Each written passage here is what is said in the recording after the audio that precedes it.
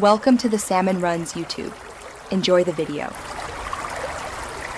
You start by confirming prerequisites, your device OS, account credentials, and permissions. Enter your organization ID and username, then type the password carefully. Passwords often block access. Once done, accept permission prompts for Bluetooth and location so background features work. If multi-factor is required, choose the verification method and complete the code entry. These steps ensure authentication and connectivity, which prevents later syncing errors. Make sure to note any password rules.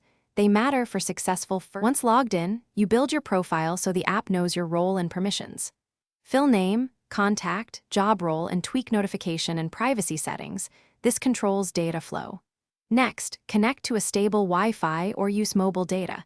Captive portals can interrupt setup. Then link any external accounts or ID through the app's secure connector flow, granting only needed access. This sequence sets permissions and sync behavior, so data displays correctly, and you avoid duplicate or missing records later.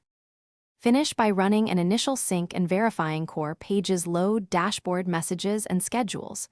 Test push notifications and any connected devices to confirm real-time updates work. If you encounter errors, try a targeted troubleshooting step. Clear the app cache, force close the app, and reboot the device, then re-attempt login and sync. This often clears stale tokens and network glitches.